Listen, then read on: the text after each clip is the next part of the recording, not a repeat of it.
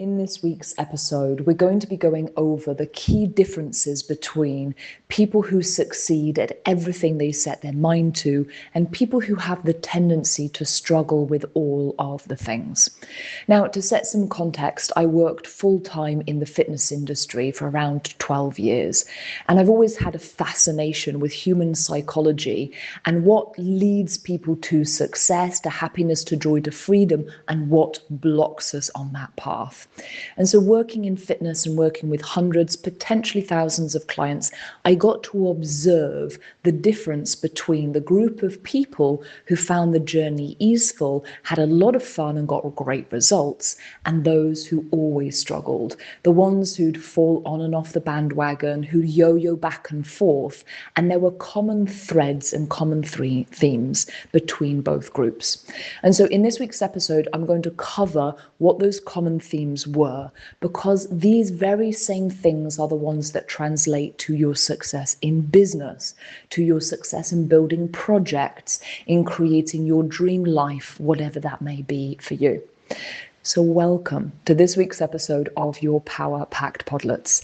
My name is Rachel, and I am your business coach and mentor, and also your spiritual guide on this business journey to creating impact, to being of service, and to doing something with your day-to-day life that genuinely lights you up.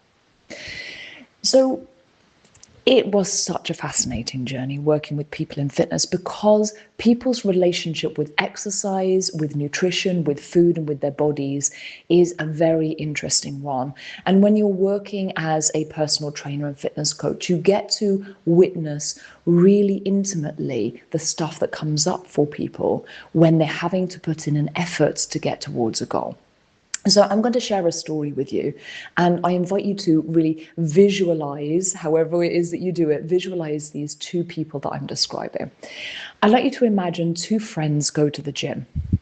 They've made a pact that they want to get back on track with their fitness. The summer's coming and they're about to go on holiday together, and they want to feel great when they put their summer clothing on. And so they both sign up with a personal trainer, but there's a big difference between the two of them. One of them goes because she is interested in feeling fit and healthy.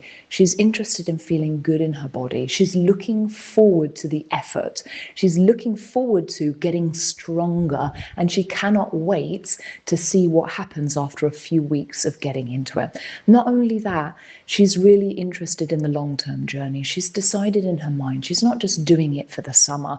It's purely a thing that's getting her started, and it's a focal point to get her back on track, but this is something for a lifetime, and she already knows that before she begins. Now I'd like you to imagine the other friend.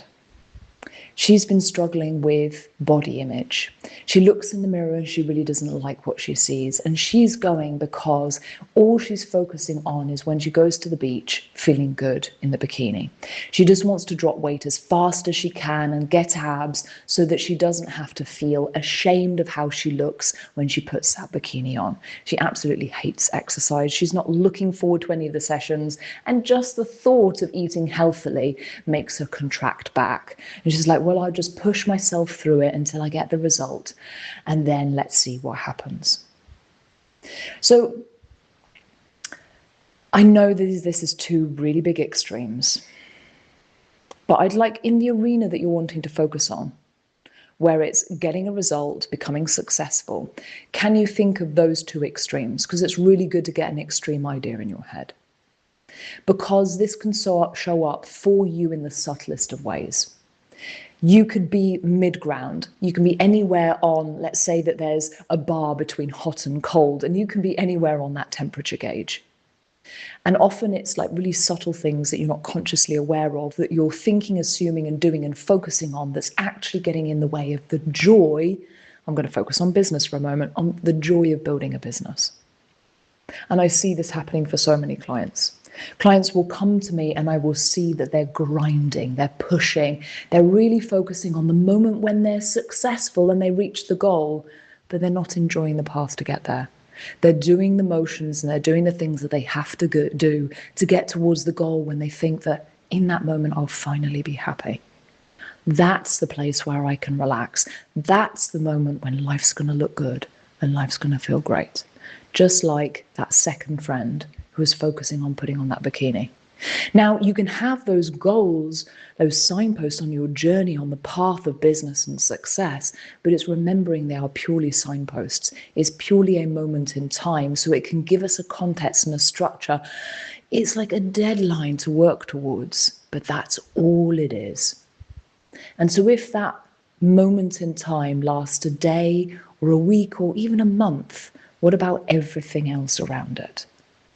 What does it look like to enjoy your life as you walk towards your goals, as you grow towards your goals, as you evolve towards your goals? Because the joy, and this is the biggest difference I've seen and I continue to see, it is exactly the same with my business clients. There are the ones, and this is literally everybody in my school. For those of you who don't know that I run a business school, everybody in the school, there is a common theme amongst those women. They love learning. They love learning, they love challenges, they love being a beginner, they love trialing new things, adventure, variety, newness, novelty, including when things are hard. In fact, they enjoy the effort because of how they get to grow, because they're making it. Just like these two friends, I used to see people who would come in and they'd do a plank for the first time. Some of my clients had never done a plank in a lifetime. They'd come in and they'd hold it for 10 seconds and they would be shaking. And so I'd bring them down and they'd be like, whoa, that was so hard. That was horrible. Please don't make me do that again. But then they would come back in a few days later and they'd say, Rachel, can we do a plank again? I did a plank at home and I held it for 12 seconds and they'd be so proud of themselves. It even makes me emotional remembering it. That they would go home and they'd be like, that was so hard. It was horrible. Please never make me do it again. But I'm just going to practice it on my own because I want to get better at it. It's that inner child, it's the joy of it's hard, but I know if I do it again, it's going to feel easier the second time. Let's explore it. Let's enjoy it. Let's do the hard thing because of how it makes me feel by not always choosing the easy path. The biggest difference between the ones that I see thriving at everything that they put their mind to and the ones that struggle is the joy in the doing of the things. We all have this within us, whether it is a case that it's there or it is a case of cultivating it. A desire to not always be perfect at everything, because perfect is boring. Only doing things that we're comfortable doing is boring. Once we get to a point where everything is easy, after a period of time, the people who thrive are hungry for a new challenge.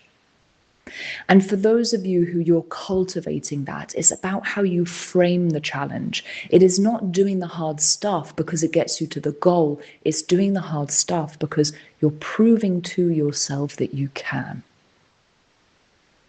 You're exploring what's hard and then finding ways to do it again and again until it becomes easier.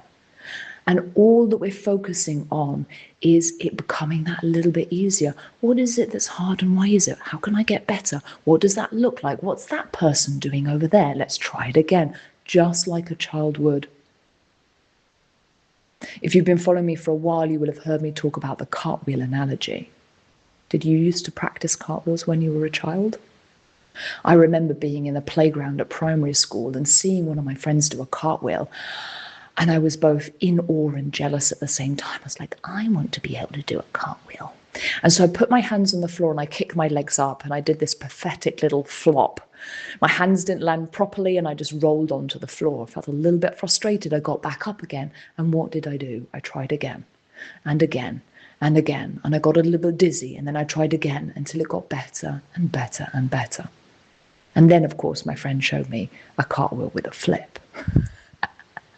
There's always something new, but it's not about the carrot always moving that little bit further ahead. It is the joy of the fact that there is always something new to explore. Our perspective on things, our perception and the story we attach to them is everything. Because if you see the cartwheel, then the cartwheel in a flip, then a cartwheel in a double flip, and you're always like, well, I'm never going to get there because there's always another goal. How are you going to feel as you're walking that path? Versus walking the path and learning the cartwheel and going, and now I get to learn a flip? Then I get to do a double flip? Are you for real?